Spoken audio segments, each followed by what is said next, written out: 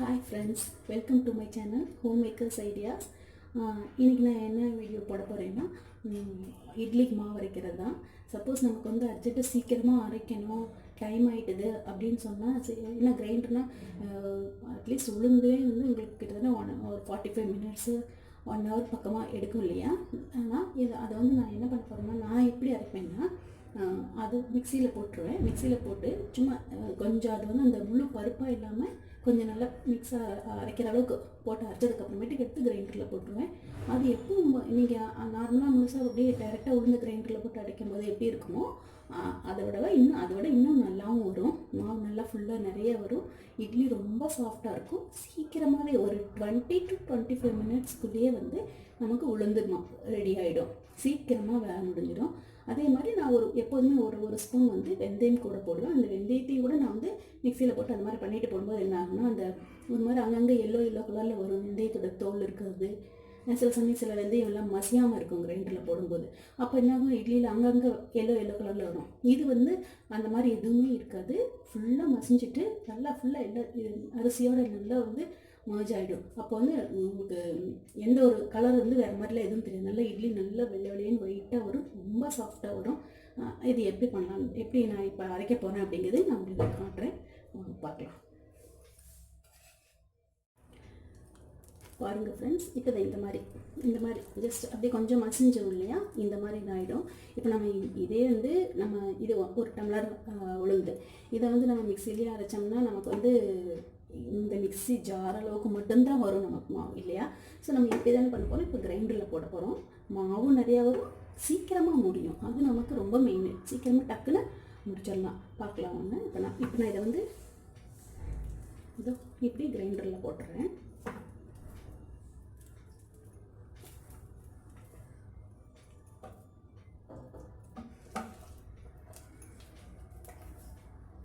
ஃபுல்லாக எல்லாம் எடுத்துகிட்டு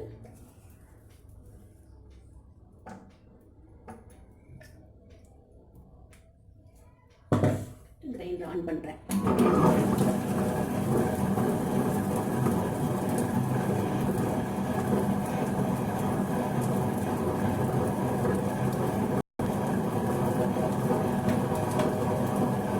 எவ்வளோ மாவு வருதுன்றது நான் உங்களுக்கு காட்டுறேன் பாருங்கள். இது எப்படியே ஓட்டு தேவையான மட்டும் தண்ணி தெளிச்சுக்கலாம். இல்லைன்னா இது எப்படியே ஓடணும்.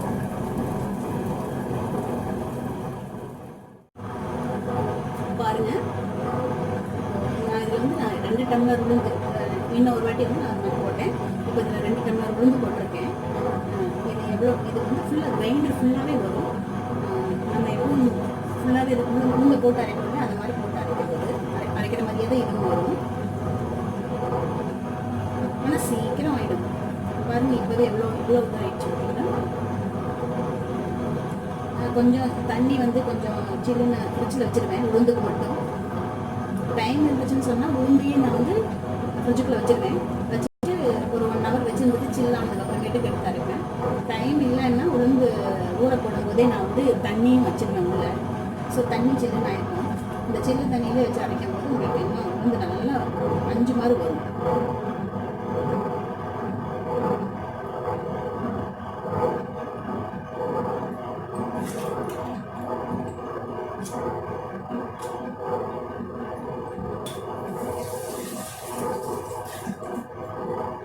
ஜஸ்ட் அது வந்து மிக்சியை கழுவுறது சும்மா ஜஸ்ட் ஒரு 2-3 மினிட்ஸில் கழுவிடலாம் இல்லையா, அவ்வளோதான்.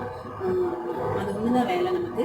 இது வந்து நம்ம எவ்வளோ டைம் சேவ் பண்ணணும் பார்க்கலாம். நம்ம எவ்வளோ சீக்கிரம்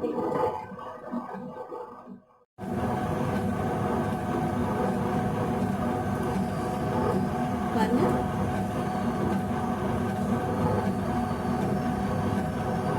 எப்படியாவது பாருங்கள், மாவு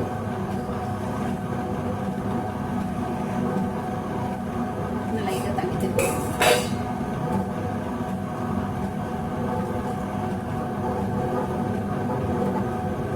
இவ்வளோ சாஃப்டாக இருக்குது மாவு. பட்டர் மாதிரி வருது.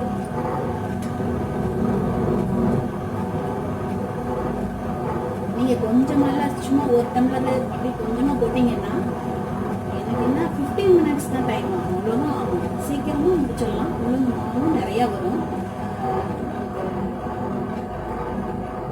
சீக்கிரமாகவும் அரைச்சிடும். நான் எடுக்க போகிறேன். இதில் நான் வந்து 10:45 நான் போட்டேன். ஸோ இப்போ டைம் வந்து கிளாக்கில் வந்து 11:05 ஆகுது. 20 மினிட்ஸ் தான். அதுக்குள்ளே இவ்வளோ நல்லா மசிஞ்சிருச்சு. இப்போ நான் என்ன பண்ணுவேன்னா, கொஞ்சோண்டு தண்ணி அந்த ஐஸ் வாட்டர் இருக்கு இல்லையா, அதை இந்த பாத்திரத்துலேயே எடுத்துக்குவேன். மாவு எந்த பாத்திரத்தை எடுக்கிறோமோ அந்த பாத்திரத்துக்குள்ளே வந்து நான் அந்த தண்ணியை உள்ள வந்து கொஞ்சம் ஊற்றிடுவேன். ஊற்றிட்டு இப்போ நான் எடுப்பேன். பாருங்க, ஃபுல்லாக வந்துடுது. கிரைண்டர் ஃபுல்லாக இருக்கு மாவு.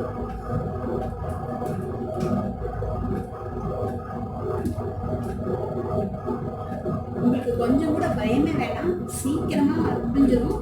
அதே சமயம் இட்லியும் அவ்வளோ சாஃப்டாக வரும். பஞ்சு மாதிரி இருக்கும் இட்லி நல்லா. நான் உங்களுக்கு இன்னைக்கு நைட் இப்போ மார்னிங்கே நான் அரைக்கிறேன். இன்னைக்கு டின்னருக்கு நான் நைட்டுக்கே வந்து நான் இட்லி ஊற்றி காட்டுறேன். பாருங்க எப்படி இருக்குன்னு சொல்லி. பாருங்க, ஃபுல்லாக நான் எடுத்துட்டேன். மாவு உளுந்து ஃபுல்லாக எடுத்துட்டேன். இப்போது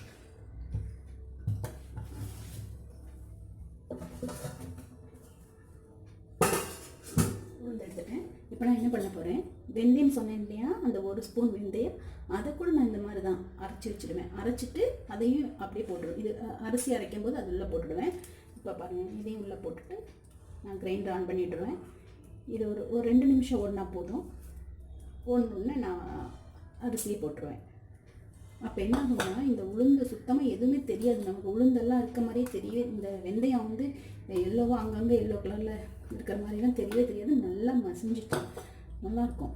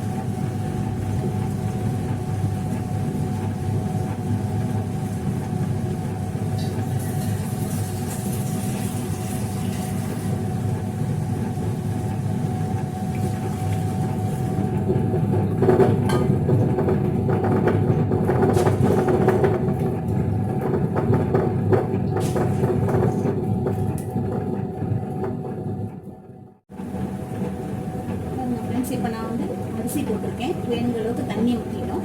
இது இப்போ வந்து இது குறைஞ்சது ஒரு இதுவும் ஒரு 25 to 30 மினிட்ஸாவது ஆகும்.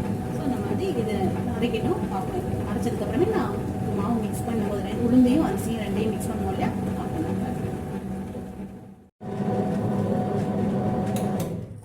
ஃப்ரெண்ட்ஸ். இப்போ பாருங்கள், மாவு ரொம்ப நல்லா சாஃப்டாக நல்லா மசிஞ்சிருச்சு. இப்போ நான் என்ன பண்ணேன்னா, உளுந்து கூட இந்த ரெண்டையும் நான் வந்து மிக்ஸ் பண்ண போகிறேன். இப்போ இதுக்கு தேவையான அளவுக்கு நம்ம எவ்வளோ தேவையோ அந்த அளவுக்கு உப்பு போட்டுக்கலாம்.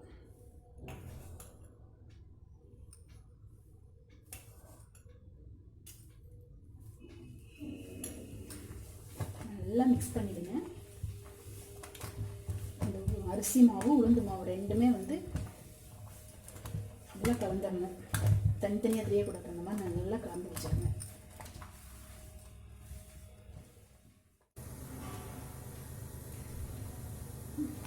இந்த அளவுக்கு நல்லா மிக்ஸ் பண்ணிக்கணும். மிக்ஸ் பண்ணிவிட்டு இப்போ இதை எடுத்து இதை அப்படியே வச்சிடலாம். நான் என்ன பண்ணுவேன்னா, இதில் பாதி எடுத்து வந்து ஒரு 2 ஹவர்ஸ்க்கு அப்புறமேட்டுக்கு எடுத்து ஃப்ரிட்ஜுக்குள்ள வச்சுருவேன். ஏன்னா அட்லீஸ்ட் ஒரு 2 டேஸ்க்கு அப்புறமேட்டுக்கு யூஸ் பண்ணுறதுக்கு மாவு வந்து ஃப்ரெஷ்ஷாக நல்லாயிருக்கும். எல்லாம் ஒரே ஐடியா குளிச்சுட்டு அதுக்கப்புறமே எடுத்து வச்சோம்னா உங்களுக்கு எல்லாமே ஒரே டைமில் வருமா, சீக்கிரமாக மாவு ஒரு மாதிரி இட்லிக்கு நல்லா இருக்காது இல்லையா. அதனால் அப்பாதி வந்து ஃபுல்லாக குளிச்சதுக்கப்புறமேட்டுக்கு தேவை யூஸ் பண்ணிவிட்டு மீதி எடுத்து உள்ளே வச்சுடுவேன்னா. இப்போ இன்றைக்கி நைட்டு வந்து நான் எப்படி இட்லி ஊற்றினா அந்த இட்லி எப்படி இருக்குன்றதை நான் காட்டுறேன். ஃப்ரெண்ட்ஸ் பாருங்கள், மாவு நல்லா ரெடி ஆகிடுது. இதோ மாவு நல்லா வந்துட்டுது. இப்போ நான் வந்து இட்லி ஊற்றி ஊற்ற போகிறேன். பிளேட்டில் தான், இந்த பிளேட்டில் தான் ஊற்றுவேன். மாவு நான் மிக்ஸ் பண்ண மாட்டேன், அப்படியே எடுத்து கரண்டியில் எடுத்து அப்படியே டைரெக்டாக அப்படியே எடுத்து அப்படியே ஊற்றிடுவேன். எவ்வளோ நல்லா புதுசு புதுசுன்னு வந்துருக்கு பாருங்க மாவு.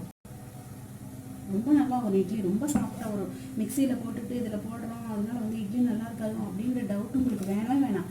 சீக்கிரமாக ஒரு 40 மினிட்ஸ் வந்து நம்ம சேவ் பண்ண முடியும். 40 to 45 மினிட்ஸ். அது நம்மளோட கிரைண்டரை பொறுத்து அது கூட இருக்குது. சிலதெல்லாம் வந்து நல்லா சீக்கிரம் மசிச்சு அப்படின்னா சீக்கிரமாக உங்களுக்கு ரெடி ஆகிடும்.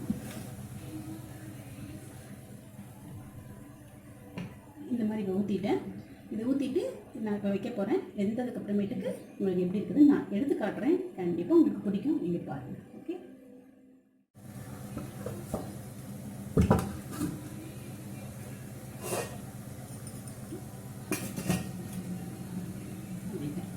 வேகட்டும். ஒரு 5 மினிட்ஸ் தான், வெந்துடும், பார்க்கலாம். ஓகே ஃப்ரெண்ட்ஸ், பாருங்கள் இட்லி வெந்துச்சான்னு செக் பண்ணுறேன். வெந்துட்டுது. இப்போ எடுக்கிறேன்னா நைட்டு நான் இப்போ நான் எடுக்கிறேன்.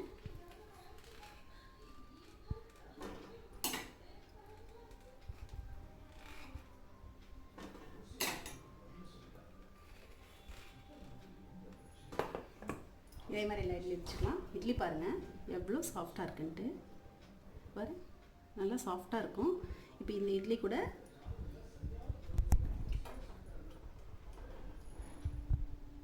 எங்கள் ஊர் சைடில் இது தக்காளி குழம்புன்னு சொல்லுவாங்க. தக்காளி கடைசல், தக்காளி மட்டும் வச்சு கடைஞ்சு செய்கிறது ரொம்ப டேஸ்ட்டாக இருக்கும். ஒருத்தரே குறைஞ்சது 5 இட்லி 6 இட்லி சாப்பிட்லாம். ரெண்டும் சூடாக இருந்துச்சுன்னு சொன்னால் அவ்வளோ சூப்பராக இருக்கும். நீங்கள் ட்ரை பண்ணி பாருங்கள். குழந்தைங்களுக்கு எல்லாத்துக்குமே, பெரியவங்கலேருந்து எல்லாத்துக்குமே ரொம்ப பிடிக்கும். இது நீங்கள் ட்ரை பண்ணி பாருங்கள். உங்களுக்கு பிடிச்சிருந்துச்சின்னா லைக் பண்ணுங்கள், ஷேர் பண்ணுங்கள், கமெண்ட் பண்ணுங்கள் ஃப்ரெண்ட்ஸ். தேங்க்யூ.